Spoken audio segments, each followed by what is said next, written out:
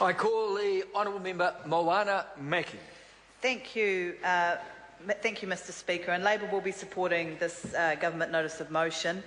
And we will be doing so because, as my colleague David Parker said, it is one of the few protections that is going to remain to ensure transparency around the operation of what used to be state-owned enterprises, power companies, or one power company in particular, Mighty River Power, which used to be wholly owned by the people of New Zealand and has now been partially privatised by a government running roughshod over public concern and public opposition to asset sales. So while we remain firmly opposed to the asset sale agenda of this government, we do support this notice of motion because it will mean that Mighty River Power will still be able to participate, for example, in financial reviews and come under the standing orders of this House.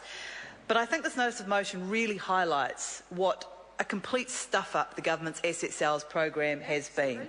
They seem to be in some kind of blind panic. They have no other plan. They're creating a slush fund, which they promised would be for schools and hospitals, and turns out is just for any old thing.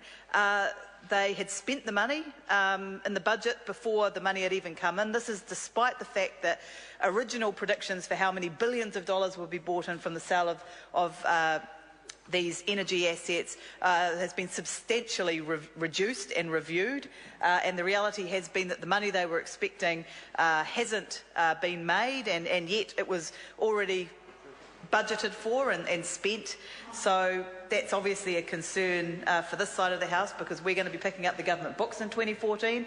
Once again, we're going to have a Labor government that comes in and sorts out the utter economic mess left behind by a national government completely devoid of any real economic development ideas, completely devoid of any kind of ideas which are going to grow our economy in a sustainable way, produce real jobs, environmentally and economically sustainable jobs.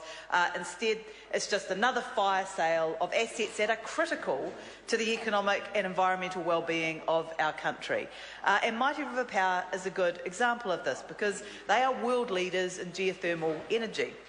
They are able to take the intellectual property that they own as a company, born out of many, many years of developing geothermal energy options in New Zealand, and use that to assist other countries, particularly countries which are seismically active. And we've seen with the tragedy in Japan what can happen with nuclear power plants in seismically active parts of the world. But where there's seismic activity, there's often geothermal activity. So Mighty River Power obviously has an enormous amount of potential in that area. Now that's potential which the taxpayers of New Zealand could have fully benefited from had we kept them in public ownership, had we kept the dividends that will come from these activities being carried out by Mighty River Power in public hands and in the public coffers held by government. So we're here doing this because of the rush, because of the panic, and because of the complete stuff-up in how this asset sales program has gone ahead. This is a fairly significant oversight by government when they pass legislation to just forget when they were removing its status as a state-owned enterprise to give it the new status of a public organisation. That's a fairly large oversight, but it tells you just how rushed these processes have been. And we saw that again with the $30 million subsidy that was given to Tiwai Point. Now the government says, oh, we did that because it was all about protecting jobs. So my colleague Clayton Cosgrove then asked the question, well, did you make keeping jobs or retaining those jobs a requirement of that $30 million? Did you say in order to get that $30 million you have to guarantee that these jobs will be retained? No. No. They just handed over the cheque, said, there you go, have a good time, thank you very much. Absolutely, I know, it's astounding. $30 million and no guarantee was even asked for. Just a handout. Just a handout.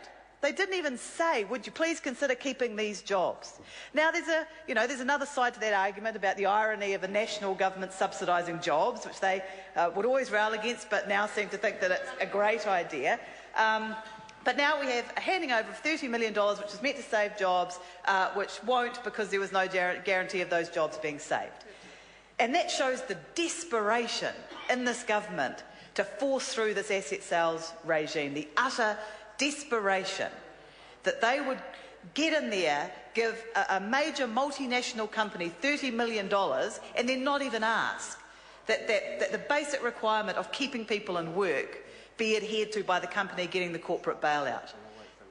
That is utterly shameful.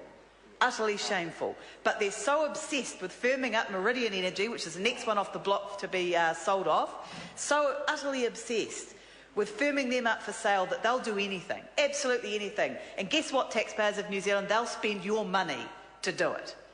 Now, when you ask for your local health services to be retained and to be strengthened, if you want your rail line fixed or reopened after a washout, if you want more money for your local school, well, guess what, voters of New Zealand? You're not going to get that. But if you're a multinational company that can help with the asset sales regime, here's $30 million, easy as pie, done, don't even have to ask twice.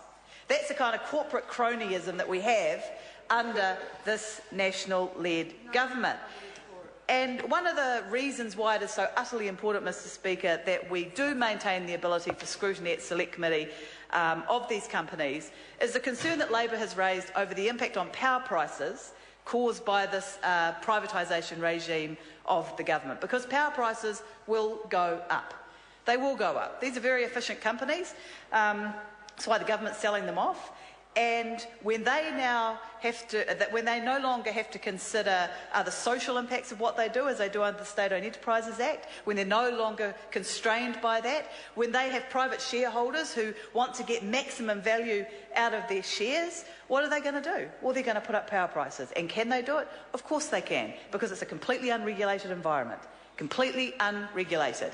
And so we have the national government who desperately tries to claim that power prices have gone up because, of lines charges. Well, that's not true. They've gone up because of Transpower national grid charges. Well, that is true, but only because the national government reversed the decision of the former Labor government, who said, yes, Transpower, you have to upgrade the national grid. Our economy depends on it. But guess what? We're going to forego your dividend to pay for it. Right. And so there's no pass-through cost to consumers because you will be able to pay for it out of your dividend. What did National do? As soon as they were elected, well, one, they did continue with that asset upgrade program. That's good. But two, they said to Transpower, sorry, we want the dividend, and can you please back pay us for the dividend you didn't pay to the Labor government? So that's pushing up power prices. That's the direct result of this national government. But the problem we have is in the retail market, we do not have competition. We don't. And the question I put to government, they go on and on about their What's My Number campaign and the amount of money they've been putting into that. Well, if we have a really competitive market, why do we need a What's My Number campaign? Why do we need a government campaign to help people find cheaper electricity prices if we have a truly competitive electricity market? And the reality is, we don't. And I question the effectiveness of the What's My Number campaign, because for the poorest people, they're lucky if they can find one power company to pick them up. The idea that they have the choice of electricity providers is utter fantasy land stuff and shows how out of touch this government is. And the other reason that I'm sceptical about that program is that not only do you have to have access to the internet in order to be able to get on there and check it out, but a lot of the savings are actually down to early payment discounts, not cheaper electricity prices. And if you can't pay your bill at all, then an early payment discount isn't going to help you. So the What's My Number campaign has not helped the people in this country who are struggling the most to pay the power bills. What will help them is Labor's NZ power policy, which will ensure that we have competition in the retail market. We're not going to be regulating the retail market. What we're going to be doing is ensuring an actual competitive market so that consumers will have choice, so that more players will be able to enter into that market and develop scale, because that's what doesn't happen at the moment. We have a lot of small players, but the big four are happy to let them stay there and give the appearance of competition. But the moment they got to any scale, they would squash them. The moment those companies had so many connections that they'd start to have to hedge, that's when the gentailers really exercise their power over the electricity market. So only the kind of reform that the Labor Party has been talking about, that's the kind of reform that's going to make a difference for power prices. And it's been because of the government's asset sales agenda, because of the loss of control of those SOEs, that we saw that we had to announce that we were going to be doing this. Now was the time. We have flattening demand, we have a surplus of supply, and we have a power sector which formerly was 75% owned by the New Zealand public, now being partially privatised, losing that transparency, losing that ability to protect consumers in New Zealand. That meant that the time for electricity reform has come, and a Labor government in 2014 will do that. Mr. Speaker, we do support this notice of motion, but we utterly oppose the premise upon which it is based. I call the honourable member David Shearer. Thank you, Mr. Speaker. I want to take a brief call on this notice of motion as well.